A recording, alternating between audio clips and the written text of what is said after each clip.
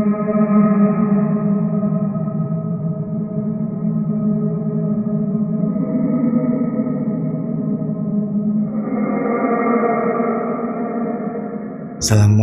warahmatullahi wabarakatuh. Kembali lagi bersama kami, Saksi Misteri. Di video kali ini saya akan menceritakan sebuah kisah misteri tentang mati suri. Kisah ini diangkat dari seorang narasumber yang dimana nama dan tempat sudah kami samarkan agar menjaga dari hal yang tidak diinginkan di kemudian hari. Tapi sebelum masuk ke ceritanya, jangan lupa ambil posisi yang paling nyaman dan bunyikan tombol lonceng notifikasinya. Dan cerita pun dimulai.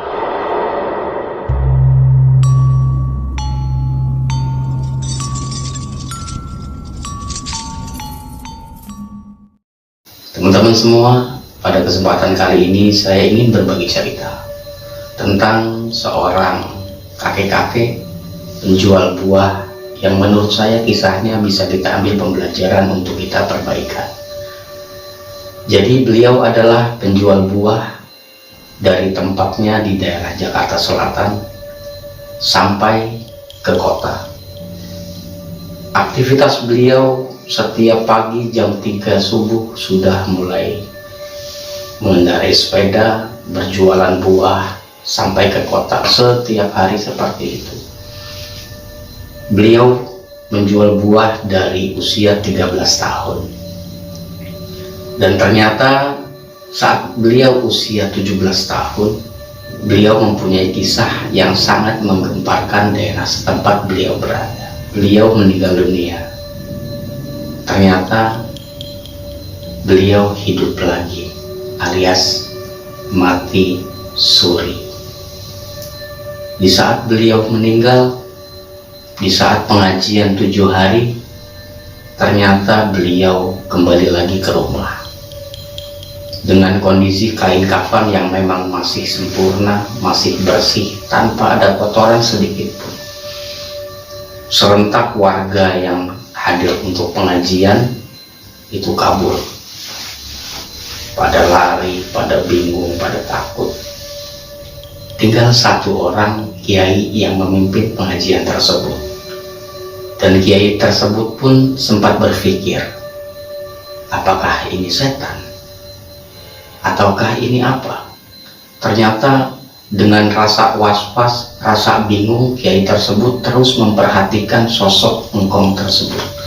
Dan ternyata memang itu bukan setan, itu bukan hantu, tetapi engkong Hasan, beliau hidup lagi. Akhirnya beliau dibawa masuk ke dalam, dibuka kain kafannya, dipakaikan sarung, dipakaikan kaos, dan diberikan minum. Dan beliau pun belum bisa berkata apa-apa. Beliau hanya terdiam. Beliau hanya duduk dengan wajah datar, dengan paras muka yang memang masih tidak ada ekspresi. Sampai berjalan waktu 3 jam kemudian baru beliau mulai berbicara. Sehingga pada saat itu kiai pun bertanya, ini benar Hasan? Iya benar. Gimana dia bisa balik lagi hidup selama 7 hari meninggal dengan kondisi kain kafan ini masih bersih? Dan engkong pun, saya bahasnya engkong, dan engkong pun bercerita, di saat di alam sana beliau bilang itu hamparan sangat luas dan hanya ada 2 jalan, jalan sebelah kiri dan jalan sebelah kanan. Dan ada satu orang, satu sosok yang mendampingi beliau, bertanya kepada engkong, mau lewat jalan yang mana? Jalan yang kiri atau yang kanan? Kalau ambil jalan yang kiri, Anda bakalan sampai pada tujuan lebih cepat, namun berbahaya. Namun kalau misalkan mengambil jalan yang kanan, jalannya ini memang agak lama, tetapi ini sangat aman dan akan sampai pada tujuan.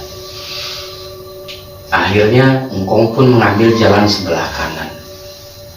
Ternyata Di saat beliau sedang berjalan, di sebelah kanan beliau melihat sangat indah pemandangan taman-taman dan banyak orang yang terlihat mempunyai ekspresi yang sangat ceria, dengan senang, gembira, dan banyak keindahan-keindahan yang dilihat di sebelah kanan. Ternyata di sebelah kiri beliau melihat hal yang sebaliknya. Yang dilihat adalah banyak orang yang dicambuk, banyak orang yang menjerit, banyak orang yang minta tolong, banyak orang yang menangis. Akhirnya beliau meneruskan perjalanan dengan rasa takut, dengan rasa was-was, dengan rasa yang memang tidak bisa digambarkan. Sesampainya di ujung, beliau dihampiri oleh sosok yang menemani beliau. Dan beliau memanggil sosok tersebut adalah abang. Dalam bahasa Indonesia itu adalah kakak. Bang, saya sudah sampai di ujung. Terus apa yang harus saya lakukan? Dan sosok itu pun berbicara kepada engkau. Lu belum waktunya. Lu belum waktunya di sini. Lu masih ada hal yang bisa lu lakuin di dunia. Udah, pulang dah sono ke dunia. Dan di saat itu sosok tersebut mengaku adalah Nabi Muhammad Sallallahu Alaihi Wasallam. Allahumma sholli wa sallim wa barik alaihi. Setelah pamitan, setelah keluar dari alam itu, yang ada di hadapan engkau adalah papan-papan di mana ada di kuburan. Beliau dongkrak. Setelah beliau dongkrak, ternyata beliau sudah ada di atas makam. Dan makamnya itu pun masih utuh, tanpa ada goresan, tanpa ada acak-acak, tanpa ada berantakan. Sehingga pada saat itu engkau berpikir dia akan pulang ke rumah. Dan ketika akan melangkah, beliau sudah sampai di depan rumah.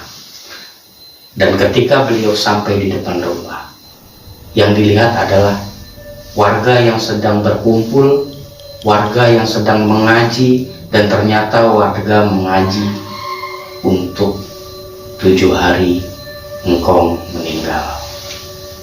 Disitulah mulai ada yang namanya pembelajaran. Ternyata setelah diceritakan, setelah diberitahukan, setelah diberikan gambaran, engkau bercerita seperti itu, gambaran surga dan neraka. Engkau hidup dengan normal seperti biasanya. Dia berjualan buah, berangkat jam 3 subuh, sampai dagangan habis jam 9 dia sudah pulang. Setiap hari seperti itu, setiap hari seperti itu. Hingga di 2008 saya bertemu dengan engkau. Dan ternyata banyak lagi cerita yang menggambarkan bagaimana sosok seorang engkau ini. Ada cerita tukang rongsok atau tukang beling. Di saat maghrib, tukang beling itu datang ke rumahnya si engkau. Namanya tukang beling, dia biasa mengambil barang-barang yang sudah tidak terpakai. Tetapi pada saat itu, yang diambil adalah sebuah panci yang masih layak dipakai dan memang masih terpakai sama engkau. Akhirnya engkau keluar dan menemui tukang rongsok itu atau tukang beling itu. Ketika ditemui oleh engkau, tukang beling itu sedang memasukkan panci tersebut. Ditanyalah oleh engkau, lu ngapain di sini? Lu kalau mau ngambil barang, lu ngambil barang yang udah nggak kepake. Jangan lu ambil barang yang masih bisa dipakai. Namanya lu maling. Engkau berbicara seperti itu. Akhirnya tukang beling itu pun mengelak. Enggak, Mbak. Saya nggak ngambil barang Bapak yang masih kepake. Yang saya ambil ini udah nggak kepake, Mbak. Dan engkau pun bilang, buka karung lu sekarang. Setelah karung itu dibuka, ternyata yang diambil adalah sebuah panci yang memang masih bagus. Dalam karung itu ternyata banyak barang-barang yang memang masih bagus tetapi diambil oleh tukang beling tersebut. Tanpa berpikir lama, engkong pun mengambil golok dan langsung membacok kepala si tukang beling tersebut. Langsung tukang beling itu tersebut teriak, menangis, minta tolong. Kenapa? Karena palanya sudah bocor kena bacokan engkong. Ampun, ampun, ampun, ampun, ampun, minta maaf, ampun, mau berubah, mau taubat. Lalu engkong pun berbicara, lu kalau nyari rezeki yang halal, jangan lu ngambil rezeki yang gak halal. Lu ambil barang orang yang masih bisa dipakai. Emang lu mau ngasih makan anak lu pakai duit yang haram?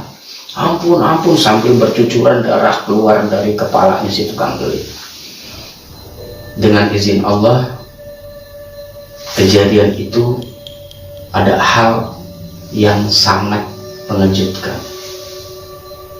Dengan membaca Bismillahirrahmanirrahim, engkong usap kepalanya tukang beling. Ternyata dengan kuasa Allah, luka itu, kepala yang dibacok itu sembuh seketika dan darahnya pun tidak ada. Dari situlah tukang beling tersebut mengaku bahwa dia bersalah dan tidak akan mengulangi perbuatannya lagi. Dan alhamdulillah dari situ tukang beling lebih rajin lagi beribadah dan sering main ke rumahnya si engkong.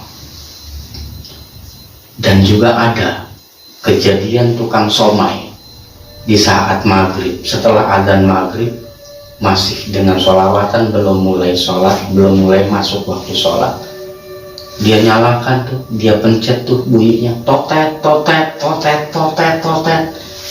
Engkong pun mendengar, disamperin sama engkong, woi, lu nggak tahu nih maghrib?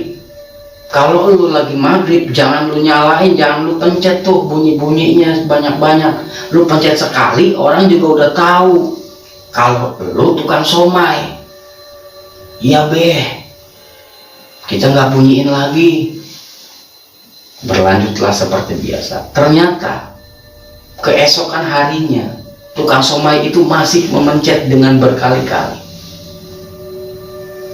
Engkong pun mendengar, tetapi sudah masuk waktu maghrib. Engkong pun lanjut untuk sholat. Setelah selesai sholat, ternyata masih dipencet bunyinya, masih totet, totet, totet, totet. Disamperin lagi lah tuh tukang somai dan langsung berbicara, lu kalau gue kasih tahu nggak ngerti, mungkin ini yang bisa ngerti. Dengan golok yang dibawa oleh engkong, langsung dibacok lagi kepala tuh tukang somai sampai berdarah dan sampai sama seperti tukang beling itu. Beliau minta maaf, minta tolong, tidak mengulanginya lagi, akan berubah segala macam dengan memohon, beh, mohon beh, ini beh sakit beh, mohon beh. Langsung engkong berbicara, lu kalau mau minta, lu mohon jangan sama gua, lu minta sama Allah. Kalau lu nggak mau ngulangin ini lagi, kalau lu mau berubah dengan izin Allah, lu bakalan sembuh. Iya beh, saya bakalan berubah beh, saya bakalan tobat, saya nggak bakalan bunyi-bunyiin lagi nih kalau lagi maghrib. Akhirnya terulang lagi kejadian seperti tukang beling. Dengan izin Allah, dengan membaca bismillah, maka engkong usap kepalanya dan lukanya pun tidak ada, darahnya pun tidak ada. Dari situ kabar berhembus bahwa setelah engkong mati suri, beliau mempunyai satu kelebihan. Beliau mempunyai satu karomah yang Allah berikan.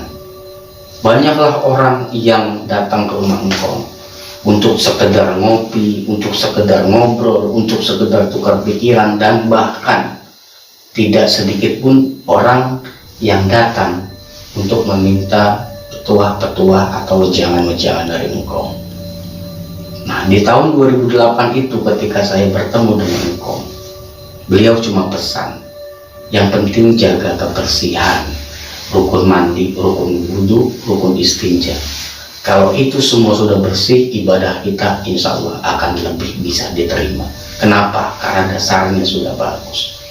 Dan itu selalu yang diingatkan oleh engkong kepada saya. Itu selalu yang diingatkan kepada saya. Dan setiap ketemu itu lagi yang diingatkan kepada saya. Selang berjalannya waktu, dengan kesibukan yang saya miliki, saya bekerjalah di salah satu catering di daerah Pondok Gede. Di situ saya bekerja hanya Sabtu Minggu menjadi waiters panggilan. Sabtu Minggu saja saya bekerja. Tetapi dari hari Senin sampai hari Jumat di situ ada kegiatan yang bisa saya lakukan.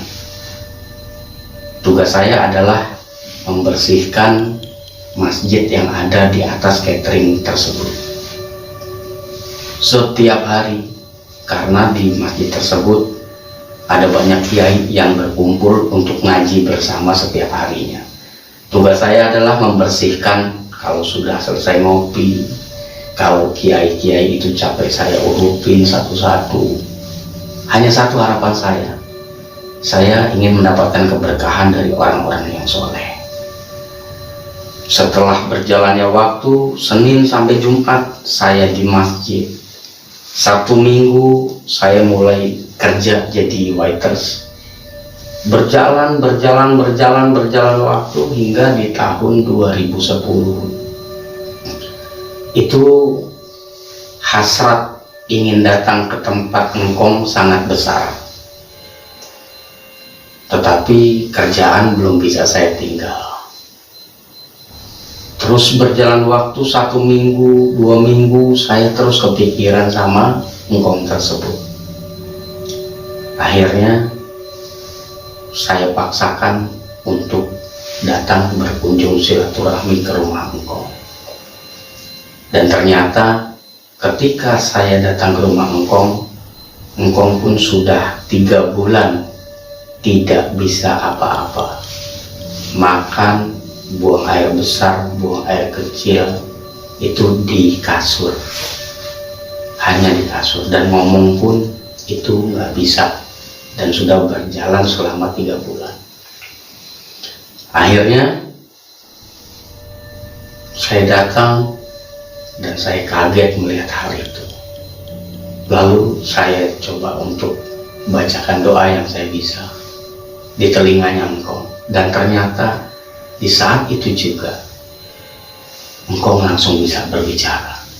Saya dan khususnya keluarganya engkong pun sangat kaget. Kenapa? Karena 3 bulan engkong udah gak bisa ngapa-ngapain. Beliau cuma berkata, kalau lu begini terus Tong, lu bakalan jadi orang yang benar, jadi orang yang sukses. Udah lakuin aja hal kebaikan, gak usah mikir. Kenapa? Karena di dalam kebaikan itu ada Allah yang menggerakkan. Itu yang beliau sampaikan. Setelah itu saya bilang, yaudah kong istirahat aja, saya izin ke depan ya. Setelah izin ke depan, saya ngerokok sebatang. Itu sudah masuk jam 11 malam. Akhirnya saya tidur dan berniat untuk sholat tahajud di malam harinya. Ketika sholat tahajud, saya berdoa kepada Allah, ya Allah, kalau memang engkong Hasan ini masih engkau berikan kesempatan untuk hidup dan masih bisa bermanfaat di dunia, berikanlah kesembuhan, mudahkanlah dan sehatkanlah beliau. Tetapi kalau memang engkau sudah mentakdirkan waktu beliau sampai sini, saya dan keluarga sudah ikhlas. Berikanlah nutup usia yang semudah-mudahnya, yang segampang-gampangnya. Setelah itu, setelah sholat tahajud, saya pun tidur kembali sampai terbangun waktu sholat subuh. Setelah sholat subuh, saya pamit untuk pulang. Dan saya melanjutkan lagi aktivitas untuk bekerja di catering. Ternyata di saat saya pulang jam 9 pagi, engkong sudah bisa mulai beraktivitas kembali. Engkong sudah mulai bisa bergerak, bahkan beliau sudah macul di kebun. Itu pun membuat geger warga. Tetapi warga tidak terlalu mengambil pusing. Kenapa? Karena kisah engkong yang memang beliau mempunyai satu kelebihan yang Allah berikan di saat setelah beliau mati suri. Jadi warga cuma berpikir, oh mungkin karena beliau ini sudah pernah mati suri, maka ada keajaiban-keajaiban yang bakal terjadi dari karomah yang Allah berikan. Mulailah berjalan lagi. Singkat cerita, waktu itu berjalan selama 1 tahun 2 bulan. 1 tahun 2 bulan kemudian saya dikabari, ditelepon oleh keluarga bahwa engkau sudah meninggal. Dan ketika saya datang, ternyata itu sudah yang ke-40 hari. Lalu saya sontak bertanya dan berbicara sama keluarga, kenapa saya tidak diinfokan, kenapa saya tidak dikabari bahwa engkau meninggal. Dan ternyata pesan beliau adalah, kalau gua sakit lagi, lu jangan kabarin nih, ntar kabarin dia kalau misalkan udah 40 hari. Jadi dipesan seperti itu. Akhirnya dari situlah saya merasa, oh mungkin ini memang sudah jalannya, sudah takdirnya. Dan cerita pun selesai. Bagi teman-teman yang menonton video ini sampai habis, saya ucapkan terima kasih banyak. Dan nantikan video-video kami selanjutnya. Wassalam.